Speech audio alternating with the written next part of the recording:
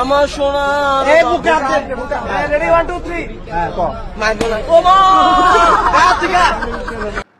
ভারতে শেখ হাসিনা কেমন আছেন? তিনি কি ভালো আছেন এবং তিনি কি ভালো থাকবেন? তার ভবিষ্যৎ কি? এই বিষয়গুলো নিয়ে আমাদেরকে চিন্তা করতে হবে। জনাব সজীব ওয়াজেদ জয় একটার পর একটা ইন্টারভিউ দিচ্ছেন এবং উনি নিয়মিত কথা বলে যাচ্ছেন। মানে আমরা শুনেছিলাম আগে যে তার মা শেখ হাসিনা তাকে রাজনীতিতে পুরোপুরি ইনভলভ করার চেষ্টা করেছিলেন, কিন্তু উনি ইনভলভ হয় নাই। অবশ্য হতেই পারে, আমেরিকায় বসে বসে দেশ থেকে বিলিয়ন বিলিয়ন ডলার যাবে আর সেটা নিয়ে শান শওকত করবেন। তার বাংলাদেশে এসে টাফ লাইফ লিড করে রাজনীতি করতেও তো টাইপ সময় যেতে হয়, কেন করবেন? তো শোনা যায় সেসব কারণেই উনি আর এসব করেননি, কিন্তু ইদানিং তাকে খুবই রাজনৈতিক বক্তব্য দিতে দেখা যাচ্ছে এবং একটা সমস্যা তো হয়তো আমরা দেখেছি যে তার বক্তব্যের কনসিস্টেন্সি নাই। তিনি আজ এটা বলেন তো কালোটা বলেন, পরশু সেটা বলেন। আমি স্যালিউট জানাই। আজকের ছেলেরা আমাদের চেয়ে সাহসী, আমাদের চেয়ে প্রোগ্রেসিভ, আমাদের চেয়ে দেশপ্রেমিক। ভারতে নাকি যে কোনো মুহূর্তে খুন হতে পারে বাংলাদেশের সাবেক প্রধানমন্ত্রী শেখ হাসিনা। হঠাৎ করে গোলাম মাওলা রনি সাহেব কেন এমন মন্তব্য করলেন? তাহলে কি কোনো ইঙ্গিত পেয়েছেন? তাহলে কি ভারতের গলার কাটা হয়ে গেছে শেখ হাসিনা? প্রিয় দর্শক শ্রোতা, এবং কি শেখ হাসিনার ছেলে জয়, সে খুবই উল্টাপাল্টা কথা বলা আরম্ভ করে দিছে। আসলে তার রহস্যটা কি? সে বলেছে বাংলাদেশের 3 মাসের মধ্যে নাকি নির্বাচন করাবে ভারত সরকার। আসলে বাংলাদেশে নির্বাচন হবে কি না হবে সেটা নিয়ে ভারতের কথা বলার কি কোনো অধিকার আছে? বা ভারত কেন কথা বলবে? জয় আসলে কি করতে চাচ্ছে বা সাধারণ জনগণকে কি বুঝাইতে চাচ্ছে, বিষয়টি নিয়ে বিস্তারিত আলোচনা করেছেন জাহিদুর রহমান। এছাড়াও আরও একটি ভিডিও আপনাদের সাথে শেয়ার করবে, একটি লাইভ টক শো। সেটি হলো শেখ হাসিনার জন্যই, শেখ হাসিনার কুৎসিত চরিত্রের জন্যই তার বাবার আজকে এই অপমান সহ্য করতে হলো। প্রিয় দর্শক, আমি এর কথা বাড়াবো না, চলুন সরাসরি আমরা মূল নিউজে চলে যাই। 3টি ভিডিও আপনাদের সাথে শেয়ার করব, তো সবাইকে বলবো না টেনে সম্পূর্ণ নিউজটি দেখতে থাকুন। চলুন এক এক করে ভিডিওগুলো দেখে আসি। সম্মানিত দর্শক, ভারতে শেখ হাসিনা কেমন আছেন? তিনি কি ভালো আছেন এবং তিনি কি ভালো থাকবেন? তার ভবিষ্যৎ কি? এই বিষয়গুলো নিয়ে আমাদেরকে চিন্তা করতে হবে। শুধু আওয়ামী লীগের লোকজন নয়, বিএনপির লোকদেরও চিন্তা করতে হবে। এর কারণ হলো আমাদের যে বৃহৎ প্রতিবেশী রাষ্ট্র, ঘুরে ফিরে তাদের সঙ্গে আমাদের একটা সম্পর্ক রাখতে হবে। প্রয়োজনে ভারতে যেতে হবে, ভারতের লোকজনও আমাদের নিকট আসবে। এবং শেখ হাসিনার জমানাতে যে প্রোটোকলগুলো ভারতের সঙ্গে স্বাক্ষর হয়েছে, এই প্রোটোকলগুলো, এই চুক্তিগুলো, এই বিনিয়োগগুলো, এইগুলোর ভবিষ্যৎ কি এবং এইগুলো নিয়ে বর্তমান যে সরকার, তাদের যে চিন্তা চেতনা এবং সিদ্ধান্তের উপর ভারত বাংলাদেশের ভবিষ্যৎ সম্পর্ক, ভবিষ্যৎ সীমানা নির্ভর করছে। ফলে আমরা একটা মারাত্মক ডেঞ্জার জোনে আছি। এক, দ্বিতীয়ত, ভারত শেখ হাসিনাকে আশ্রয় দিয়েছে কিনা, দেবে কিনা? যদি ভারত আশ্রয় দেয় তাহলে পরিণতি কি হতে পারে?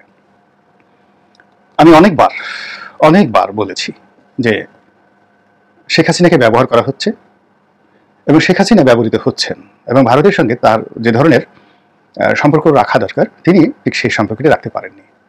তিনি বারবার ভারত দ্বারা অপমানিত হয়েছেন। অপমানিত হয়ে তিনি ঘুরে দাঁড়াতে চেষ্টা করেননি। তিনি যদি ঠিক 2015 সন থেকে চীনের সঙ্গে একটা ঐতিহাসিক সম্পর্ক স্থাপন করে ফেলতে পারতেন, তাহলে আজকের এই যে পরিণতি, এটি তাকে ভোগ করতে হতো না।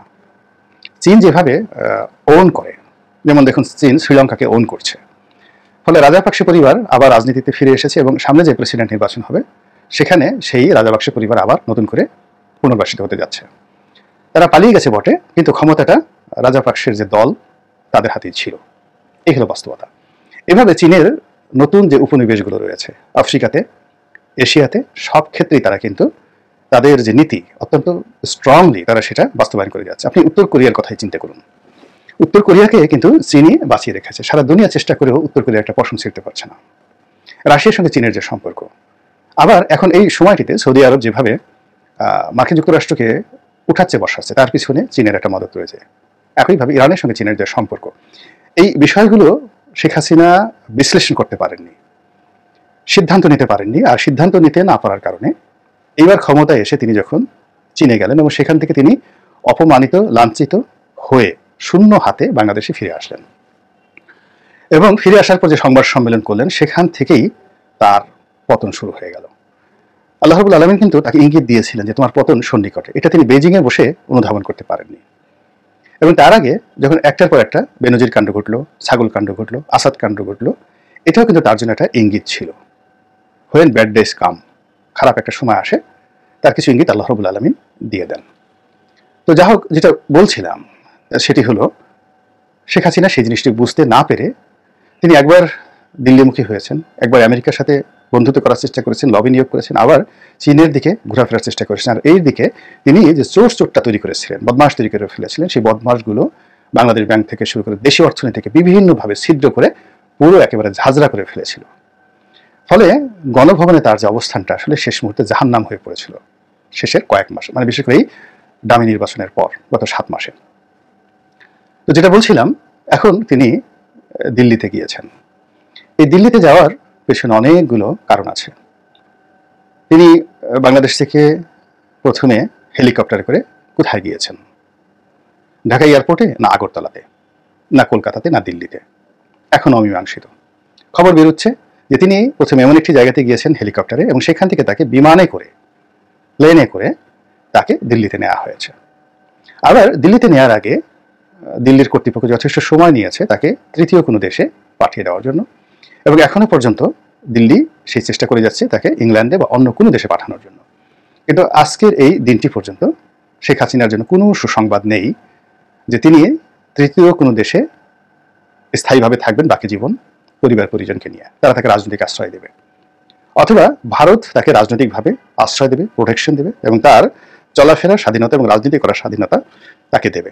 যেভাবে ইংল্যান্ডে তারেক রহমান সাহেব আশ্রয় পেয়েছেন, ঠিক এরকম আশ্রয় ইংল্যান্ডে তো তিনি পাচ্ছেন না। ভারত তাকে এরকম সুযোগ দেবে যে তিনি ওখানে বসে স্কাইপিতে বাংলাদেশে বসে আওয়ামী লীগের লোকদের সাথে কথা বলবেন, এই সুযোগ তাকে ভারত দেবে।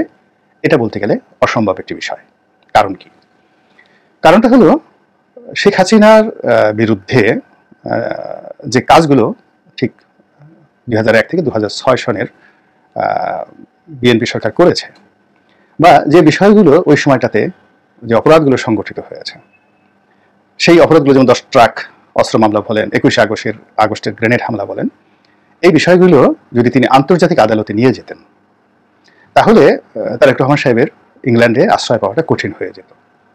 তো তিনি যে ভুলগুলো করেছেন বা যে কাজগুলো করেননি, হয়তো তার হাতে ওইরকম বিএনপির বিরুদ্ধে তথ্য এবং উপাত্ত ছিল না, বা এই চিন্তাও তার মাথায় আসেনি, কিন্তু তার অত্যাচার এবং তার জুলুমে 2009 থেকে এখন পর্যন্ত মানুষের যে মন এবং মস্তিষ্কে নিত্য নতুন তথ্য উপাত্ত এমনভাবে যুক্ত হয়েছে, ফলে শেখ হাসিনা রেজিমের যত বিষ বাষ্প রয়েছে, যেমন 75-এর 15 আগস্টের যে মহা দুর্যোগ, দুঃখজনক ঘটনা যারা ঘটিয়েছে, তারা খুব সহজ সরল কষায়ের মতো চিন্তা করেছে যে বঙ্গবন্ধু তার পরিবারকে যদি মেরে ফেলি, এই পরিবারের রক্ত যেখানে যেখানে আছে খুঁজে খুঁজে সব শেখ মারো, তাহলেই বাংলাদেশে আওয়ামী লীগ রাজনীতি শেষ হয়ে যাবে।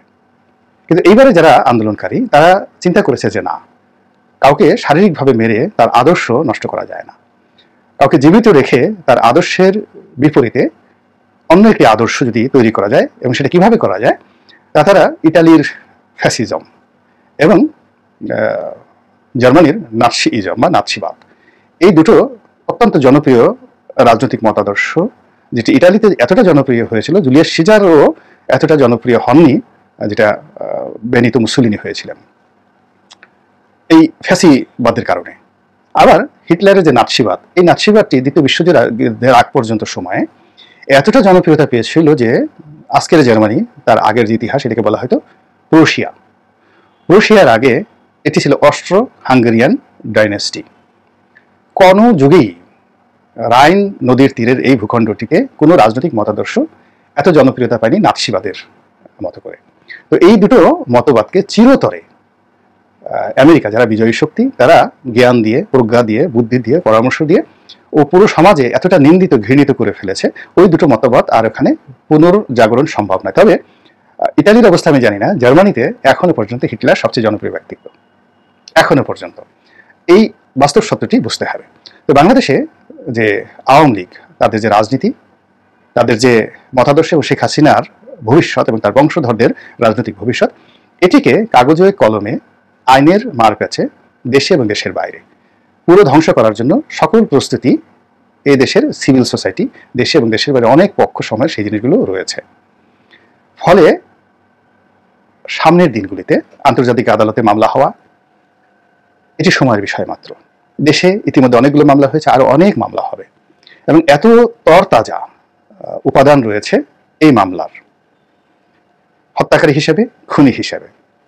এবং সেখানে অন্তত এই মামলাগুলোতে আওয়ামী লীগের যদি বলা হয় 1 লাখ লোককে ফাঁসিতে ঝুলিয়ে তাদের মৃত্যু কার্যকর করতে হবে। আওয়ামী লীগ জামাতের নেতাদেরকে ফাঁসিতে ঝুলিয়ে মনে করেছিল যে বিরাট কিছু করে ফেলেছে, তো জামাতের কয়জনকে ফাঁসি দিয়েছে। এখন যে হত্যাকাণ্ডগুলো ঘটেছে, সেই হেফাজতের সময় যে ম্যাসাকারগুলো হয়েছে, বিডিআরের যে কিলিং হয়েছে, পিলখানা কিলিং, সেটি, আর এই যে ছাত্র জনতার গণ অভ্যুত্থান, এই সময়টিতে যে প্রাণহানি হয়েছে, সব কিছুর যে তথ্য প্রমাণ রয়েছে, ডকুমেন্ট রয়েছে, সেই ডকুমেন্ট ব্যবহার করে আওয়ামী লীগের 1 লাখ লোক, কম করে হলেও 1 লাখ নেতা কর্মী, আমলা কামলা, পুলিশকে ডাইরেক্ট ফাঁসিতে ঝুলিয়ে মারা, ফায়ারিং স্কোয়াডে মারা, এটার কোনো বিষয় না, আইনগত বৈধতা রয়েছে। এবং এই জিনিসগুলো নিয়ে দেশে এবং দেশের বাইরে যত বেশি এটা প্রচার হবে, এই বিচার চলবে, ভারত সারা দুনিয়াতে তত বেশি নিন্দিত হতে থাকবে। এবং তারা শেখ হাসিনাকে আশ্রয় দিয়েছে, প্রশ্রয় দিয়েছে, এবং তার মাধ্যমে 3টি নির্বাচন এবং বাংলাদেশের এরকম জেনোসাইড তারা চালিয়েছে। বিশ্ব রাজনীতিতে ভারত রীতিমতো, আমি সেলিউট জানাই। আজকের ছেলেরা আমাদের চেয়ে সাহসী, আমাদের চেয়ে প্রোগ্রেসিভ, আমাদের চেয়ে দেশপ্রেমিক।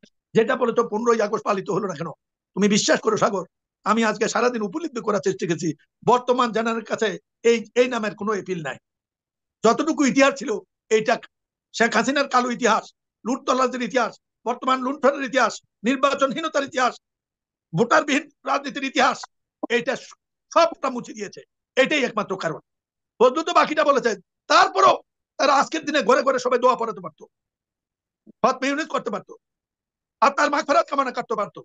বঙ্গবন্ধুর লাশ নিয়ে আবার রাজনীতির যে একটা উদ্যোগ নিতে চাইছে, সেটাও খারাপ হয়েছে, ঠিক হয়নি। আজকে তাদের এটা ঘরে ঘরে করলেই পারতো। শতবার্ষিকীতে 1000 কোটি টাকা খরচ করে যা করতে চাইলো, তার মধ্যে কত টাকা লুট হয়েছে কত খবর রাখে নাই। এই যে বারবার আজকে একটা আর্টিকেল একজনে লিখছিল, প্রতিদিন প্রতি কথা এমন কথা বলা হতো, বঙ্গবন্ধু বঙ্গবন্ধু শুনতে শুনতে মানুষের একটা বিরক্তি এসে গেছে নিম্ন শ্রেণীর পর্যন্ত। আবার যখন একটা শেষবার দামি নির্বাচন করে ক্ষমতার শান্তি তৃপ্তি উপলব্ধি করছিল, ইতিমধ্যে এই দেশে 3টা সফল আন্দোলন হয়েছে। একটা কোটা বিরোধী আন্দোলন নূরের নেতৃত্বে যেটা হয়েছে। দেখো সাগর, আইয়ুবের আমলে, পাকিস্তান আমলে ডাকসুর বিপি সেক্রেটারি গায়ে কেউ হাত দেয়নি। সংসদ সদস্য অথবা কারো চেয়েও ঢাকা বিশ্ববিদ্যালয় বিপি সেক্রেটারি মর্যাদা বেশি ছিল। হাইকোর্টের নির্দেশে অনেকদিন পর ছাত্র সংসদের নির্বাচন দিল, নূর বিপি হলো, সবটা জিতত। তাকে 5 থেকে 7 বার পথে ঘাটে অফিসে বাড়িতে এমন নির্যাতন নাই করেন। তারপর আবার ডাকসু নির্বাচন বন্ধ।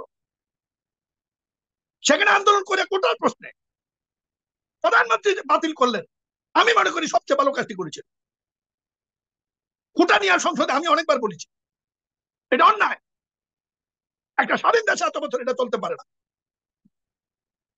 বঙ্গবন্ধু জীবিত থাকলে আমি 2 বার বলেছিলাম ছাত্রলীগের সভাপতি হিসেবে, তিনি বলেছিলেন এটা ক্ষণস্থায়ী। এই কোটার প্রশ্নে আপনি বাতিল করলেন। এখন প্রশ্ন হচ্ছে, কথা লম্বা বলা যাবে, এই আত্মতৃপ্তিতে যখন বিএনপিকে ঘরে ঢুকিয়ে দিয়েছে, নেতাদেরকে জেলে পাঠিয়ে দিয়েছে, আবার সাবধান করেছে, একটা দেখো, একটা ট্রাস্টের মামলা, নিজের নামে ট্রাস্ট, জিয়া চ্যারিটেবল ট্রাস্ট, এটা নৈতিক মালিক না খালেদা জিয়া, তারেক জিয়া, টাকা তাদের। এই মামলায় টাকা ছিল 2 কোটি, এখন আছে 9 কোটি বা 10 কোটি ব্যাংক। চুরিটা হইলো কথা বলতো তো আইনজীবীও, যে জিনিস চুরি হয় নাই তার বিচার কি? কোথায় একটা দস্তখত উনি ট্রান্সফার করার জন্য বলেছিল, এটাকে কেন্দ্র করে তরিবারি ফরমাইশে 3 মাসের মধ্যে আদালত সাজা দিল 7 বছর। আমাদের আইনজীবীরা বড় আশা নিয়ে বদলু বক্তৃতা দিয়েছিল যে আপনি কারাগারে গেলে অসুবিধা নাই, হাইকোর্ট থেকে মুক্তি পাবেন। আমি যদি তার বক্তব্য শুনে থেকে আজকে নিশ্চয়ই কথা বলবে, আমিও তাই বিশ্বাস করেছি। সেই মামলা সাজা হয়ে গেল 10 বছর। এই তো আমাদের বিচার ব্যবস্থা।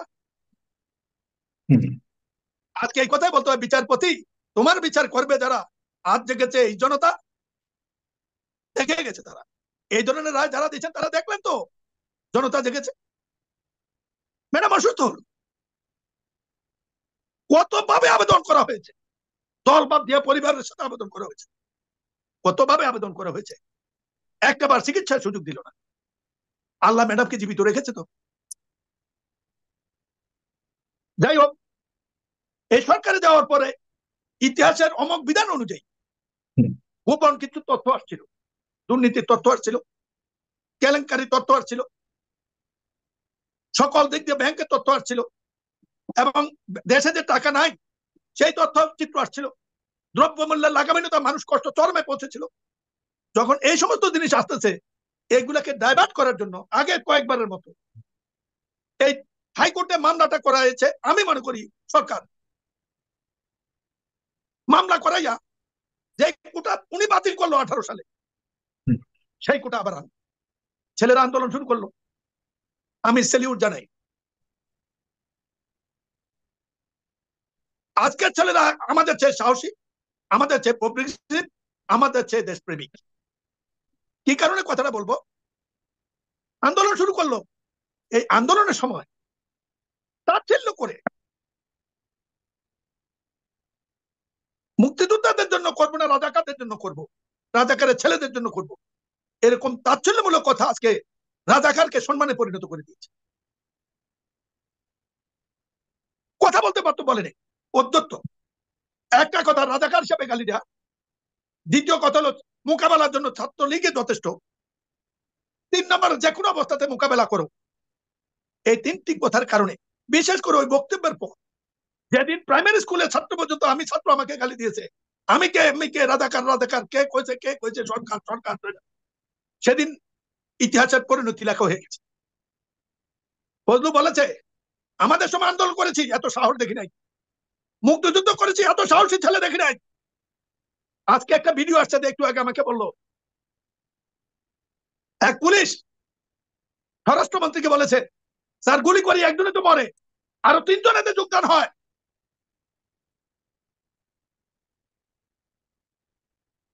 ঢাকা, আমার মেয়ে যেটার জন্য এত আলোচিত হলো, আমি বিশ্বাস করি সম্পূর্ণভাবে একমত। আমার মেয়ে কোন আন্দোলন দল করে না, তার ছাত্রকে জন্য তার সামনে কালাম চেপে ধরেছে, সে নিজকে অপমানিত বোধ করেছে। তার ছাত্রকে জন্য তার সামনে মুখ চেপে ধরেছে, এটা সে বরদাস্ত করতে পারে না। ঢাকা বিশ্ববিদ্যালয়ের ছাত্র কালারে ধরেছে, এটা শুনলে আমি নিজে আজকে অপমানিত বোধ করি। বিএনপি হিসাবে বিরোধী হিসেবে না, একসময় ঢাকা বিশ্ববিদ্যালয়ের ছাত্র ছিলাম। তা আমার মেয়েকে যখন যেতে না করে, আমার বেগম সাহেব বলার পরে আমি বলেছিলাম, মেয়ে যথাযথ কাজ করছে। যে শিক্ষক তার ছাত্রের পাশে দাঁড়ায় না, সে শিক্ষক না। এখন